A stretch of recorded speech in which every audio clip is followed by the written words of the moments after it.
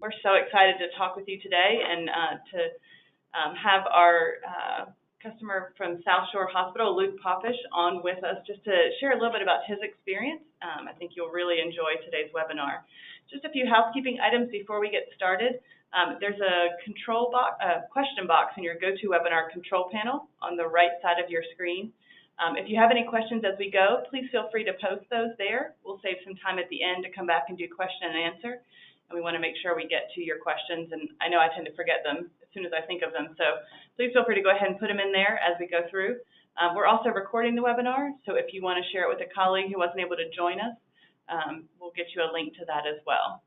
So with that, I'm going to introduce Dave Sawin. He is our VP of Product and Marketing, and he's going to be co-presenting today with Luke. Thanks, Rebecca. I appreciate the introduction. So just a little bit about MobileSmith, in case you're not familiar with us. We develop a mobile application platform that also has a number of mobile apps aimed at healthcare called Blueprints. And our goal is to change healthcare one app at a time. And we're really pleased to have with us someone who's at the forefront of that change, someone who's taken, sort of taken the bull by the horn, so to speak, and say, we're going to make healthcare more consumer-oriented. And that is our customer, Luke Popish from South Shore Hospital.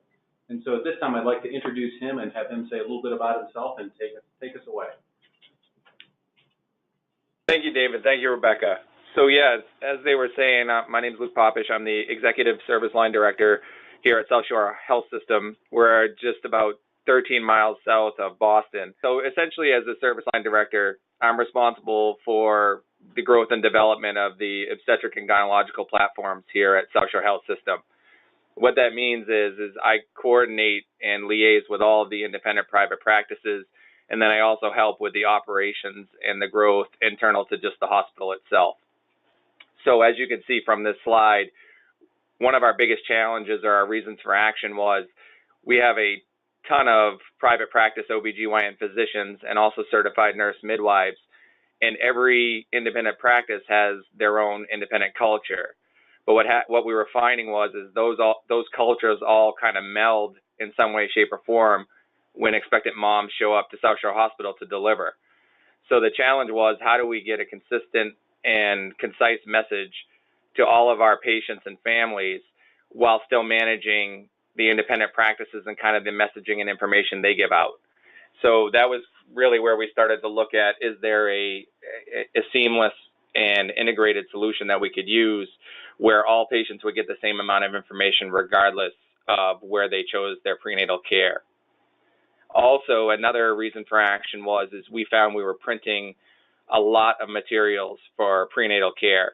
We were spending upwards of $34,000 to $40,000 a year just in printing materials for prenatal care and expectant moms. And we were finding through anecdotal evidence and real evidence that a lot of that information wasn't being referenced or used after it was given to each of the patients. So basically, I just said most of what I was talking about there, but the other thing that we found was that we had our own website, but it was really difficult to find information such as, where are our OBGYN offices? If you were a mom who just found, or expectant mom who just found out she was pregnant and had never sought OB care before, how do I know if I live in the South Shore Health System service area, where to go, what's closest to me, and what my options are for prenatal care? So through all of those things, those were kind of all the gaps that we put together to say, let's look at what we can do. And again, just to reemphasize, moms coming into the hospital just told us continually and over again when they arrived, oh, I didn't know that this was going to be like this. I didn't know that postpartum care was going to be couplet care. I didn't know that the baby was going to be staying with me most of the time. When I came in labor, I didn't know how triage was going to operate, and I don't know the decision-making process of, having a natural vaginal delivery versus a C-section, et cetera, et cetera. So we wanted to just get all of that information and boil it down into one easy-to-use, in this case, easy-to-use app. And then obviously, social media presence is huge. We have a very active SSH Baby Facebook page, and then we have a lot of active Facebook pages in the communities, and so we wanted to get the message out to them as well to say that we had this offering for them. So the thoughts being, if we do these things, then we should see a reduction in printing costs. We should see easily accessible information for all of our patients, and we should start to hear that feedback from them. And then also, I don't know who I'm talking to as far as which health systems and hospitals, but we're all kind of tied now to this HCAHPS scoring system, if you will, especially for CMS, and that 25% of our reimbursement structure now hinges on whether or not we have, we're in a certain percentile ranking in our HCAHPS scores. And you'll see a little bit further along kind of what impact this all had, and I'll talk a little bit more about direct versus indirect impacts. So there you can see our fiscal year baseline. So what we did is we worked with the MobileSmith team. I should have said at the beginning how thankful I am to have this team as supporting this effort, because we honestly wouldn't have an app at all without MobileSmith support. They're super, and I'm not being paid to say this, so I should have said that at the beginning too. But they did a tremendous job turning around our requests for changes, et cetera, and I'll get into that a bit as well. But really all of this was a collaborative effort, and especially around the measurements, because we wanted to be able to participate in the Blueprint program, which at the end Rebecca and David will tell you more about.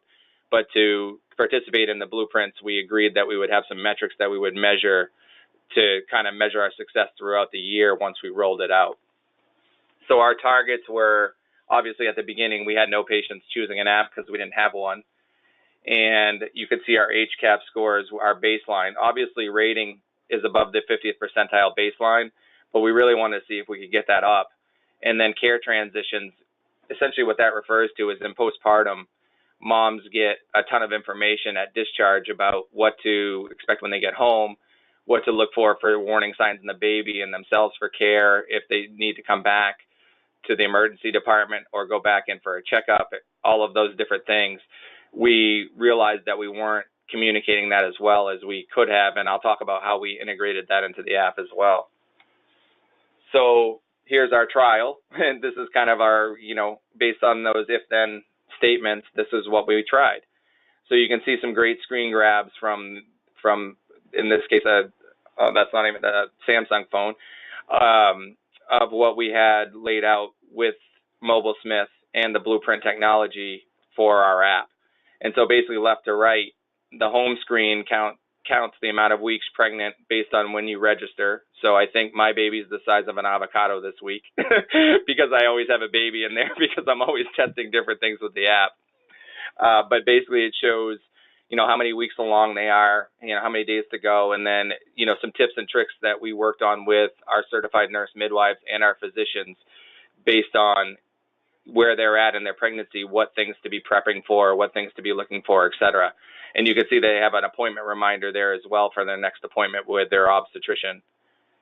Then there's the flyout menu with all of the different options they have once they register and log in of all the different things they can use. We added pediatric and family practices because we have feedback from our pediatricians that they could also be difficult to find. And so we put a recommendation in there at a certain amount of weeks to find a pediatrician, and lo and behold, you can just do it right on the app where you pull out that flyout, and it'll give all the pediatric and family practices that are affiliated with our health system, it will give their geolocation by how far away they are from wherever the mom happens to be using her phone.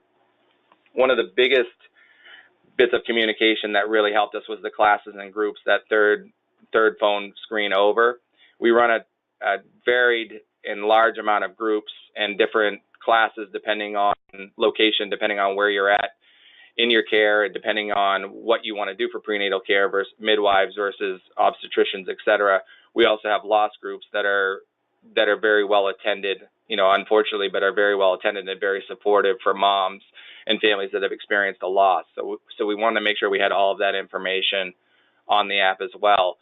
When you click on one of those classes and groups, you can basically email, and the email comes directly to me or the coordinator of that specific group, or you can call directly to get more information. So again, making things as easy as possible, as accessible as possible, and as frequently used as possible really were, the goals of having all of this information and this effort. And then the final one just gives, you an example of the patient education. So how this worked with MobileSmith, if you're all new to the platform and new to the company, is we work back and forth with the MobileSmith developers, and I would send them, loads of content. So basically all the content we had in paper, I either had in PDF or I had scanned in, and then I would send that over to the MobileSmith team, and then they would work to develop it into a mobile-friendly format. And so we tried to pare down the amount of information we gave out as well, because we wanted to target specific things in our app, and some of the stuff we found wasn't that useful for any of the moms anyway, so we were able to get rid of that. How did we promote the app? So we created this great app, but then nobody knew about it.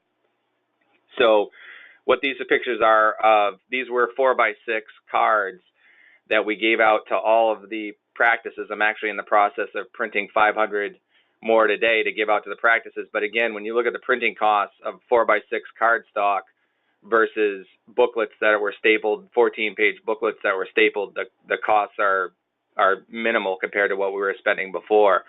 So now at all of the OB practices, when the mom has their intake appointment and finds out she's pregnant and comes in for her first visit, instead of giving them a giant packet of information, we simply hand them this 4x6 card for them to take with them. And it gives them the instructions on how to find our app on either of the stores, and basically that it's free and you can install it and have all of this information at your fingertips. We also do tours, and when we do our birthing classes in-house, we give these cards out. We have maternal fetal medicine that's also in-house. We give the cards out there as well. So basically it's just through our social media, through our Twitter and our Facebook, through individual patient interactions, we try and represent the app wherever we can and say, all of this information that I just gave you can be on your phone, and you can have that now and as soon as you leave, and to help you guide you through prenatal care.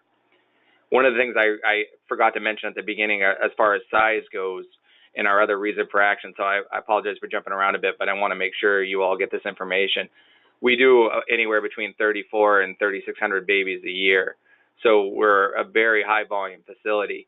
The challenge with us in southeastern Massachusetts and just being outside of Boston is we're extremely competitive with the academic medical centers in town, and then we're also competitive with the local hospitals around us. And why I emphasize southeastern Massachusetts is because our population growth rate is not projected to be very high over the next 5 years. We're only looking in our entire geographic area of about 300 to 400 additional births a year. So when you spread that out amongst, 12 to 14 hospitals, it's extremely competitive to try and get, moms or expectant moms to choose your system over a different hospital or a different health system. So when David mentioned that we're, kind of on the forefront of this, one of the reasons we wanted to do this, aside from those other gaps, was to just, again, stay in the forefront of everything and be able to really represent for our hospital and our health system. We're also so now I have to brag for a second. We're also the first hospital, from what I know, in the entire state that has a dedicated pregnancy app for maternal care. So here you can see a little bit of results in ROI. We actually have a full 9 months of data now, but our hospital ranking went up 68%. And again, I was talking earlier about direct versus indirect results. We have made tremendous strides on many fronts to improve our HCAHPS through many different efforts. So I don't want to mislead everyone on the phone and say it's only attributable to the app, but we have seen an increase since we launched the app, and we have seen our communication scores improve. Probably the one that's more directly related to the app is this idea of care transitions, which I mentioned earlier. This one, we had this tool of this app, and we realized that we were struggling in this one area. So I went to the nursing teams and I said, is there anything we can do in the app? We have this great technology. Is there anything we can do here to help with this score? And they said, well, if we put the standardized discharge instructions that every mom gets, we can put those in a transitions to home in the flyout menu, and we can review that with the patient with the app on the day of discharge. And so the other cool thing, and so this is kind of a thing about more of the MobileSmith platform than anything else, I was able to do that all on my own from my office here. I didn't have to send that to the MobileSmith development team. I had gone down for their week-long training, and I learned enough to be able to add flyouts and to be able to add information dynamically to the app, which was huge for us because even though I mentioned MobileSmith was really responsive, there are certain things that I just want to be able to do when I get feedback and put them in right away, literally like an hour later, just so we can see how it looks and I can go back and forth with the nursing team and redesign and kind of revamp it before we start using it. And so rather than going back and forth with Rebecca and Tracy Livers and her team, I was able to just add this one in on the fly. We added a little icon in for transitions to home, and we've seen that number go up steadily every quarter now since inception. And here you can see our print cost savings. Our target was to really get down from $3,500 a month to $1,500 a month. I think we're right now around $2,000. The biggest challenge I'll throw out there for you all is as you try to advance technology, we had a lot of resistance, or you may experience a lot of resistance from your OBGYN practices. So it wasn't so much that patients didn't want it. It was that a lot of the intake nurses at the offices weren't comfortable with the technology, so they were still in their old habit of giving out those booklets and all of those forms that I mentioned before. Regardless if they go in the trash or of any value, they were telling us that it feels odd when you go from giving all of this giant packet of info and congratulations to just handing them a 4x6 card. I argued against or countered with, yeah, but if you look in the trash cans or the floors of these people's cars, a day later or that same day of the appointment, that's usually where all that information ends up. You know what I mean? So we really tried to, that was a tough habit for us to break, and we're still, the reason we're up in the 2000s a quarter for printing costs is because we're still challenged by that old mentality of, if I can hold it and have it in my hands, then somehow that's more useful to me than just having it in my phone. Our demographic in OBGYN stays the same age regardless of the times. And so I think one of the key points for us was we have to change with the times. If we're competing to keep our 3,400 births a year and trying to grow at all, then we need to have some way to differentiate ourselves in the marketplace. And so that was another thing for us that was really a catalyst to move this forward and get this going.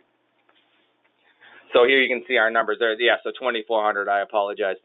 We are down to, I think, below 2,000 for the first quarter of 18 because we basically not brutally issued a cease and desist, but we just stopped sending all the materials that they were asking for. And when I say they, the private practices were asking for, and said, no, we really want to push them to the app.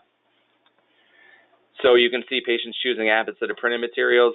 We receive reports monthly from the MobileSmith team regarding our usage. We use Google Analytics to look at what our usage rates are, and it's been fantastic. We now have, on a monthly basis, over 300 to 400 users that are consistent, and we've been getting over 100 new users a month. So when you do all the math out, when you look at our overall volumes, we get about 280 to 300 babies a month that are born here. So if you figure out divide that out percentage-wise, 100 new users a month, those are pretty much 100% new moms that are downloading the app and using it. So that doesn't add up to 50%, but you got to remember we have the sustained users as well of 300 to 400. Now there's some of us like myself that use it every day just for tweaks and for new ideas.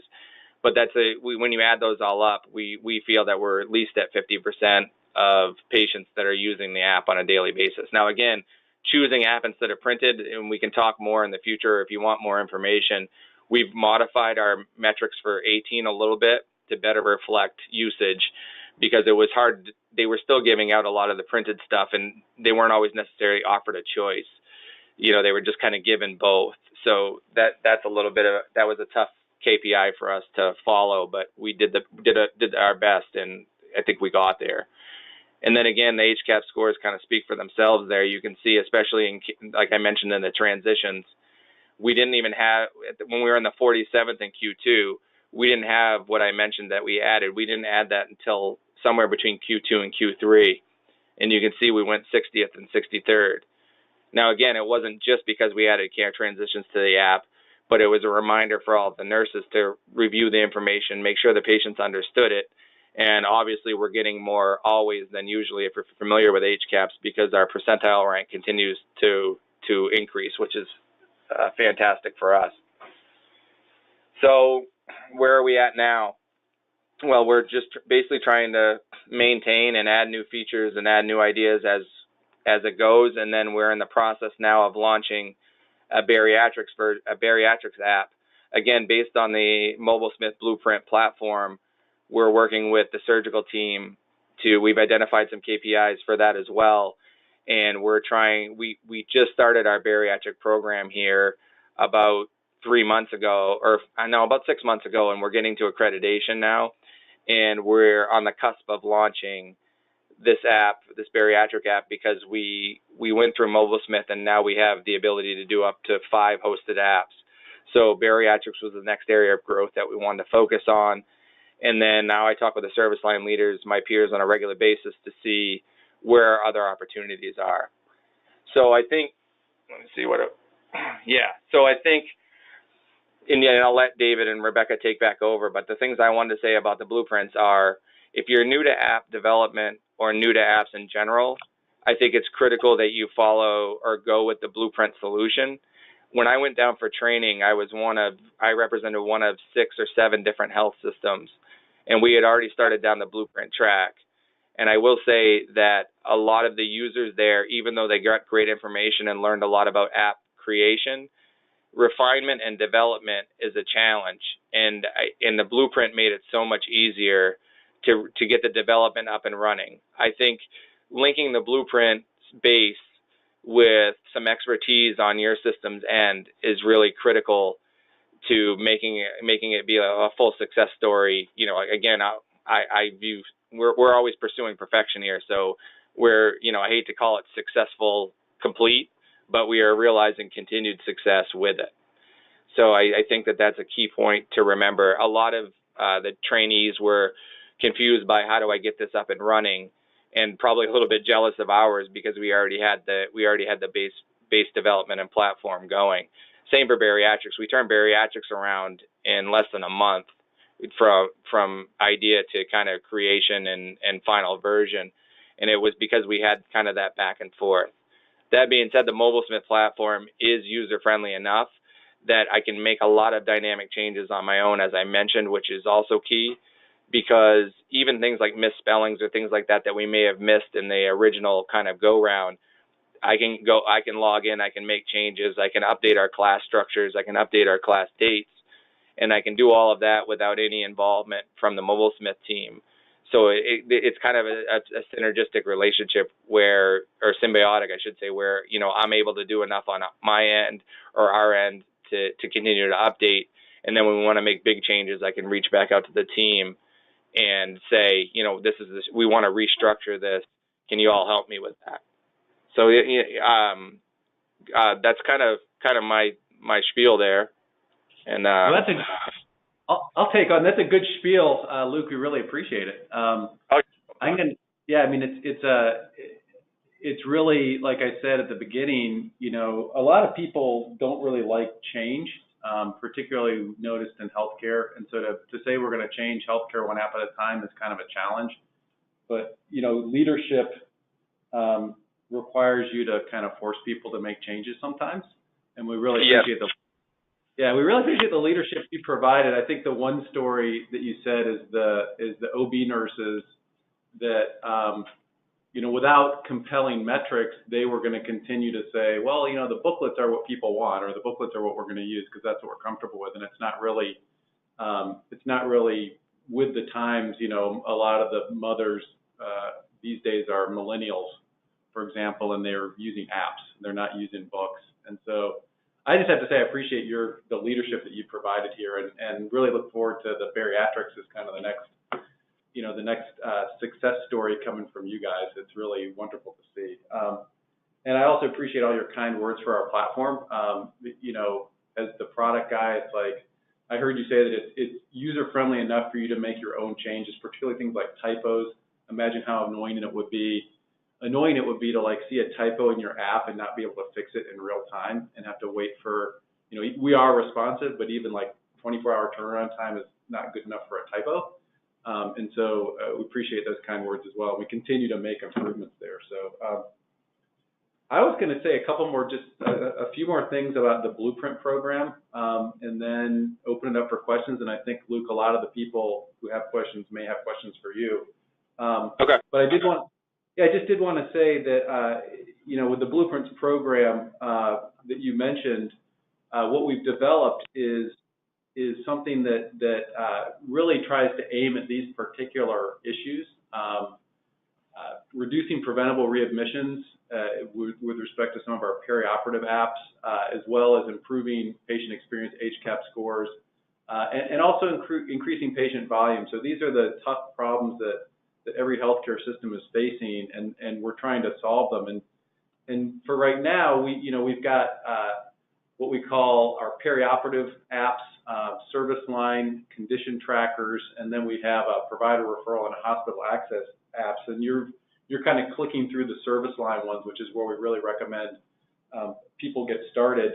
But something I wanted to just talk about briefly is you mentioned a couple of times Tracy Livers on our team, who heads the client success, and she's listening in to this webinar as well. And she works with all of our clients through this sort of a process that says, you're going to work to create the app plan, and then we build, and we can work with you to build and release the apps. And then really the key thing, I think, is that right side, to manage the apps. A lot of people, you hire an agency, they build an app, you release it, and then everyone goes home. And that app just sits there and languishes in the App Store, and no one, about a year later, no one's going to download an app that hasn't been updated for a year. It's like, oh, that's going to crash my phone. People are looking for really active managed apps. And the fact that you go in and make changes yourself and re-release the app, shows that there's a vital group of people keeping that app up to date. And so really that, those business reviews you mentioned, quarterly business reviews, assist in identifying app updates, and then the training that you mentioned also, just making sure you're trained to go in and make some of the changes yourself. So we're really here to be kind of collaborative, supporting the customers. And again, Luke, we really appreciate you as a customer. With that, I think. Yeah. One thing, Dave, on that last slide, I think the key part that I forgot to mention is my advice to any of you listening or thinking about doing this or want to do it is push to get to number 2. We get hung up a lot in plans because, healthcare is slow to respond to technological changes, and then we want to make everything perfect. And I think that the great part about the platform is, as we've mentioned over again about being able to change stuff on the fly, is that my advice would be get something out there and in the stores, because once it's out there, it's very motivational to change.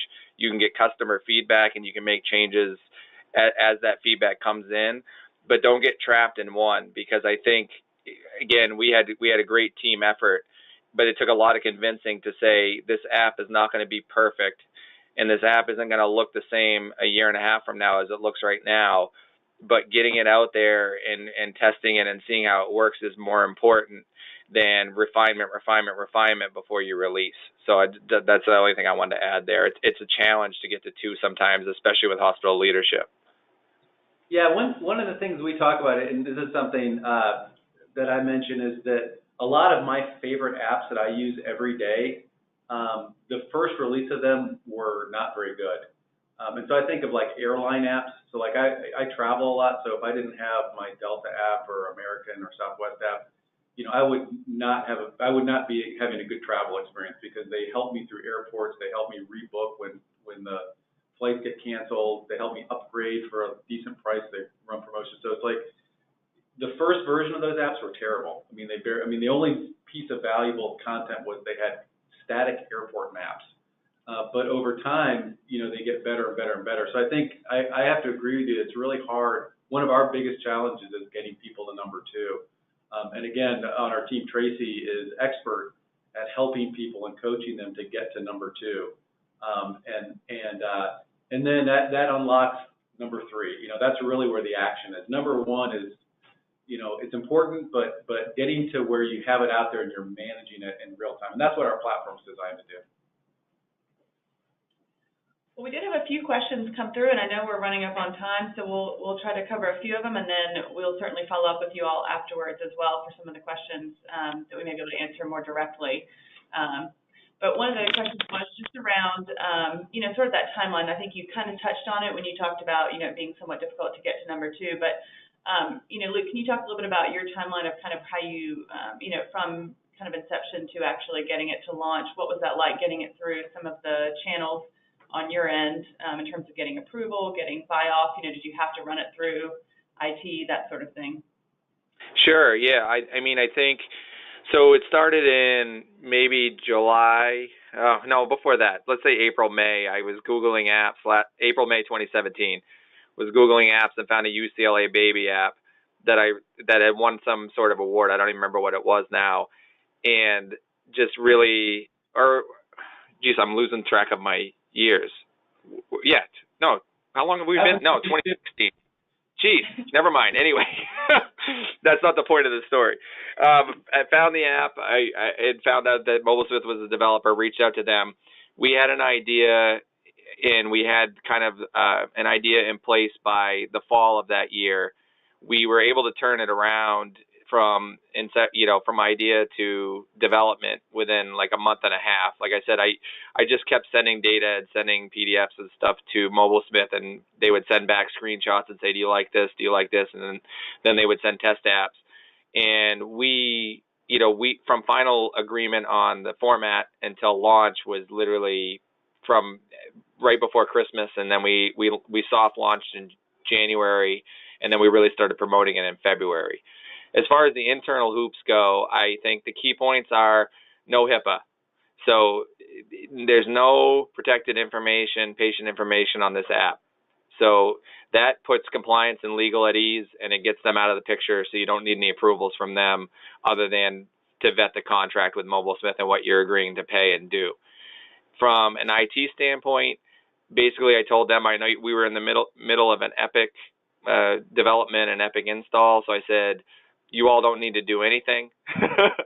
This isn't hosted internally. And again, because there was no HIPAA, I didn't need to deal with any security issues. So the only thing I had to agree with the CMIO is that I would take the lead on it, and I wouldn't ask them for any resources or help with it, which for the record, to this day, I haven't asked them for a minute of their time other than to look at the app and tell them that it's great.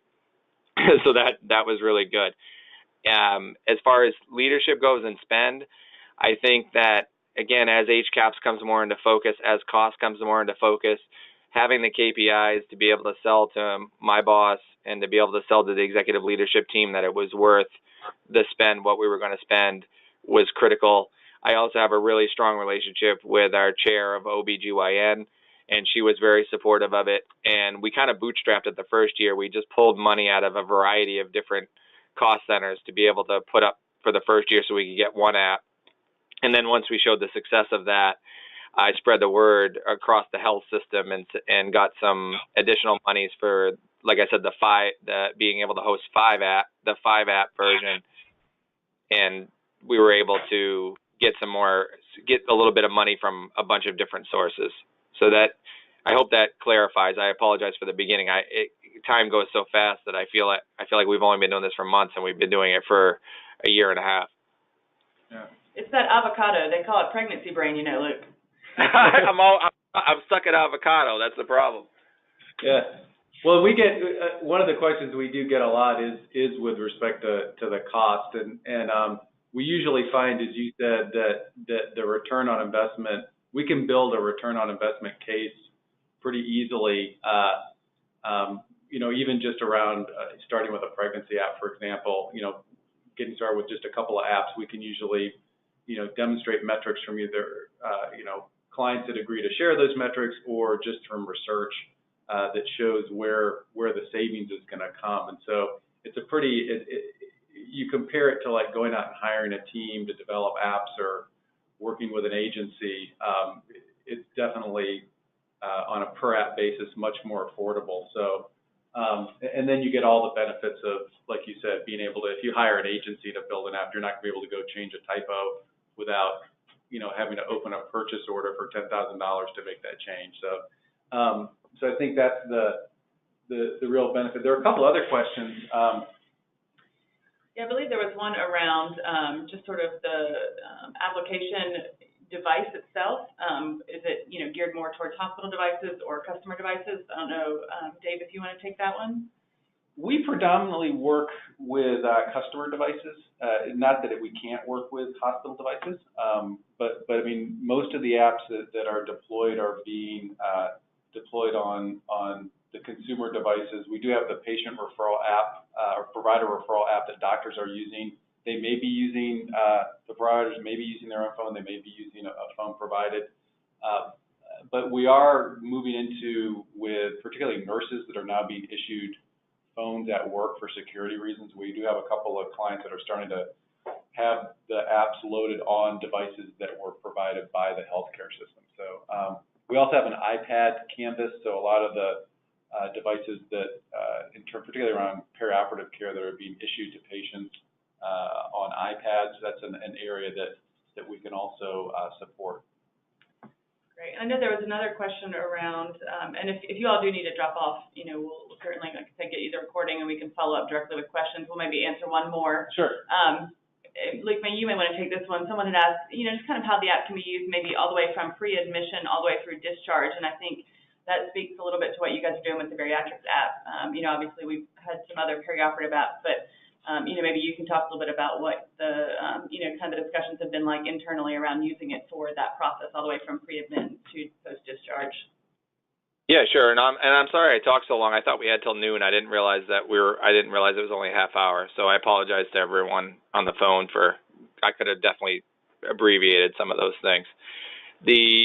From something like bariatrics to pre-admission, for us, I mean, it's a little bit of a selfishly motivated, where we feel like if we get the app out there and we advertise that as part of our advertising, the rest of our advertising efforts around our program, if a user installs the app and then they're just considering or thinking about bariatric surgery but aren't sure if it's for them, we're able to kind of guide them along a path to say, what are your pre-existing conditions? And if the app tells them that they may qualify, they can call Dr. Goucher, who's our bariatric surgeon. They can call his office directly from the app. So you already, to me, or the thought was, is we already have captured, more of the market that way, because we make it very easy for the patient to find information. We make it easy for them to attend information sessions because all of the information's on the app, and then they can call directly from there. And so you kind of have them in your system, in your pipeline, before they really had the opportunity to, say, research, 10 different bariatric facilities. There's a comfort level with that we think is critical, and also, an awareness kind of aspect to it, where we get them into the pipeline and into that stream already without having to go through a bunch of other recruitment tools. So they can basically use that to find out the information sessions. It takes them through the complete pre-surgical pathway. So it walks them through each step and what they need to do, what their appointments need to be, et cetera. A day of surgery, it tells them how to prepare for that. And then once they've had their surgery, then it transitions to post-op instructions. And again, making a unified piece of information that every patient gets around what are the dietary restrictions each day. Then that goes into weeks.